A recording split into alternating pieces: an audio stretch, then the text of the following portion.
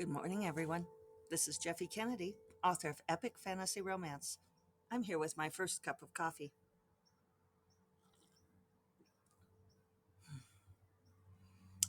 Good today. Good morning for coffee. Today is Thursday, October 6th.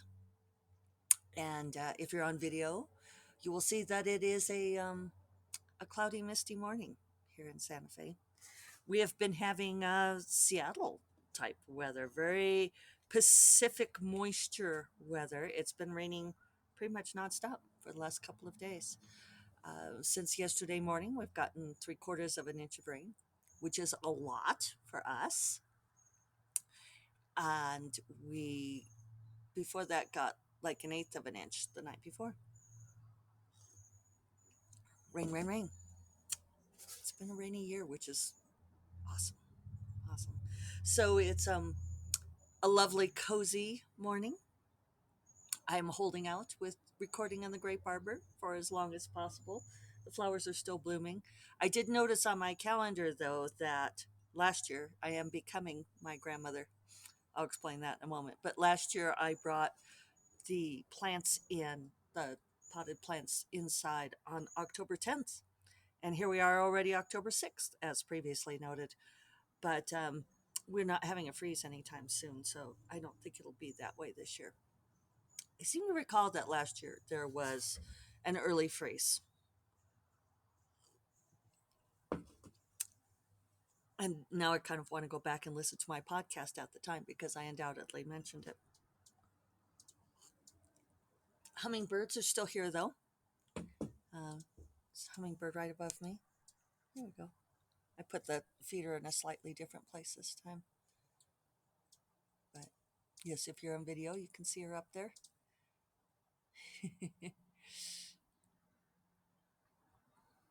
So,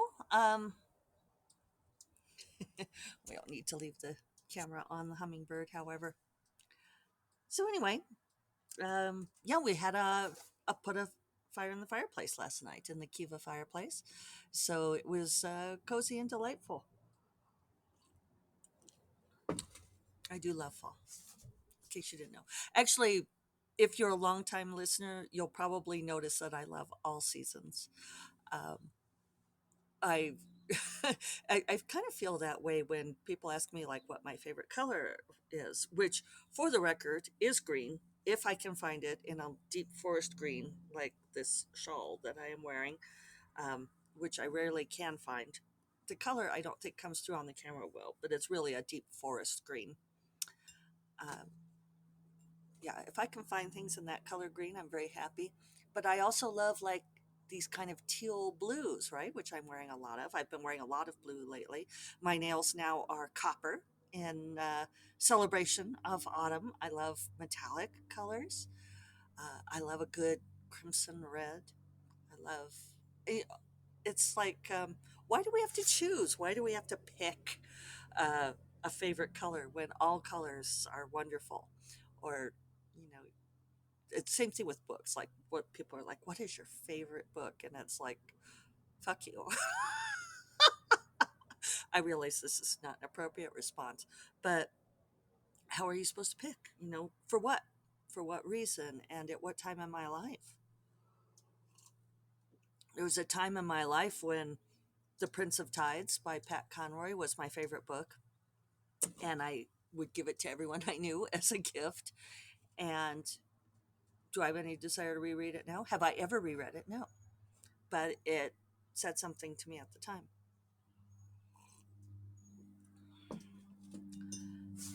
I don't know. It's a kind of a weird cultural obsession with like the favorites thing, right? Becoming my grandmother. I don't know if I've ever mentioned this on this podcast, but my grandmother kept calendars. And if you have read my essay collection, Wyoming Truck's True Love and the Weather Channel, my very first book, there is an essay in there called Appliances. And I believe that the opening line may even be, my grandmother kept calendars. And grandmother would write on the calendar like what the temperature was that day. And she wrote, no, I wonder if I could find this. Hold on. Well, I found it, but I can't open the files. I have docs and RTF files, and Word says they're corrupt. That's the problem with the older files, right? But it's in the book. Buy the book. Anyway, I believe that the first line is my grandmother kept calendars, and I talk about how she tracked more things than like the temperature or this sort of thing. That she also tracked um, the state of her refrigerator and how much noise it was making, and it was a became a record of her dementia. Um, what's funny is funny, not funny. On this essay that I wrote, I read it at a celebration of, I can't remember what she called it. One of my professors, this is back at University of Wyoming when we were in Laramie, did this thing for like young writers. And she asked me how old I was. And I've like, yeah, it's funny to think back on now because I think I was just about to turn 30. Is that possible? Let's see. Hold on for math. Okay, no, I was like 35. And I think she wanted, or maybe I was about to turn 35. Anyway, I like squeaked under the wire. And she said, okay, well, you still count as a young writer. It was like, and after I turned 35, I'm an old writer. We had this conversation in the Faro Discord yesterday. Those gals entertained me uh, because one of them said that she hoped that when she was a mature woman, like some of the people on that server, that she was, as I don't know, because I stopped reading after that point. And I said, I feel attacked. And they were talking about being a crone. And I said, I decline the term crone. Definitely not a crone. I do have my cane, which is for shaking to tell the kids to get off my lawn, but not for leaning upon. Not yet. Not that there's any shame in that, but I didn't like that image. And so then I looked up the term crone, and even worse, it came into English, I think, via Old French. But anyway, the original, it meant a disagreeable woman and came from the word carrion. So I was like, decline crone and carrion both. No, thank you. So, um, tangents upon tangents today. Yeah. So, is it any different that I make my notations on my phone and my Google Calendar?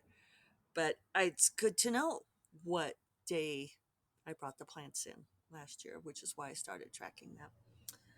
I thought maybe I'd written down when I turned on the heat, but I didn't find that. We did turn on the heat on Tuesday, earlier than I would have on my own, but David gets cold easily. So, um, been working on Sugar Plum Holiday Novella, which has turned out to be not as sugary as I thought. Amy, damn her, is has generated some interesting conflict, and I don't really know what she's up to. What do you call like the mother of the bride who's like going bananas about planning the wedding? It's not Bridezilla, which I couldn't use for a fantasy world anyway, but what do you call, is there a name for that? You know, like the mother of the bride who like makes it be all about her. Only that's not what Amy's doing. She's got something else up her sleeve. I'm not sure what it is. But anyway, I've got about 4,400 words on the novella so far, which everyone keeps reminding me is good. I wanted to have 9,000 so far.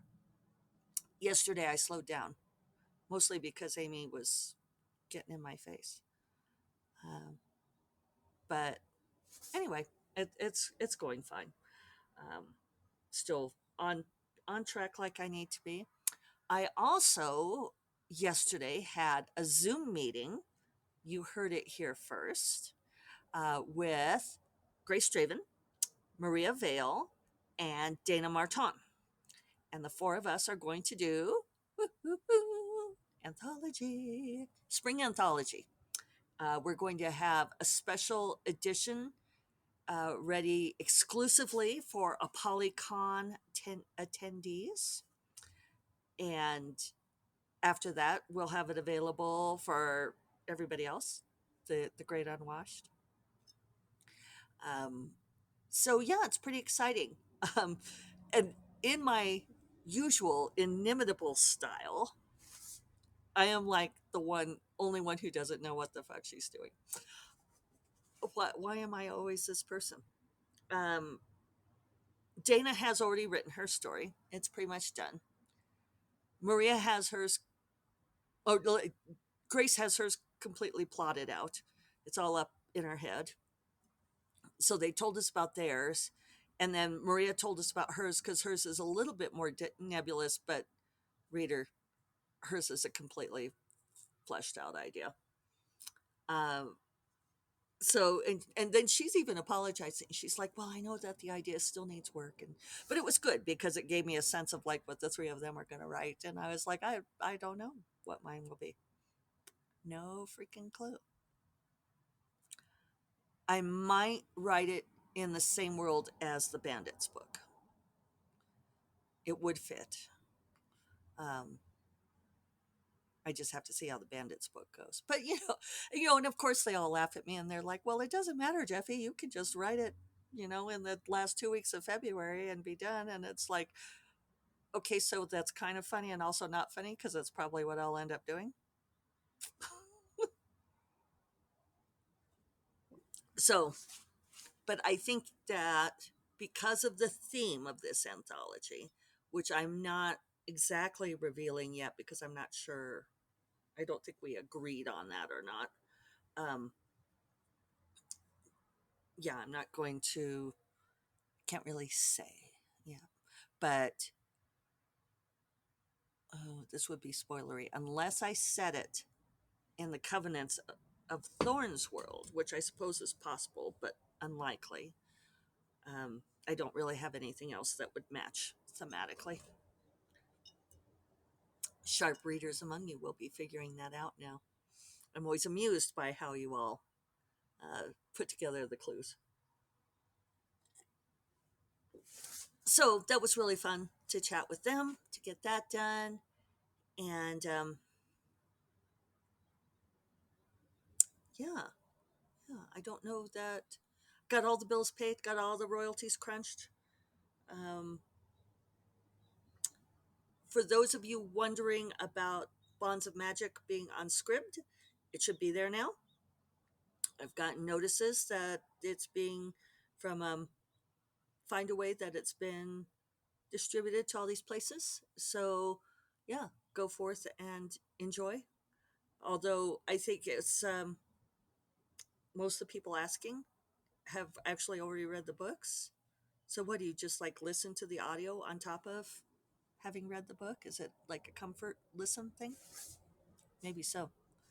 You all know I don't love listening to audiobooks because my mind tends to wander. I forget to pay attention to the story. I think I start thinking about my own stories and I don't know why, but so it goes. And let's see, what else is going on? I do have writer coffee today, which is nice because we haven't met, I feel like, in a really long time. I'm going to say it hasn't been since like the end of August. I think when I met up with Jack and Jim at Club Foodies on my birthday might have been the last time, or close to my birthday.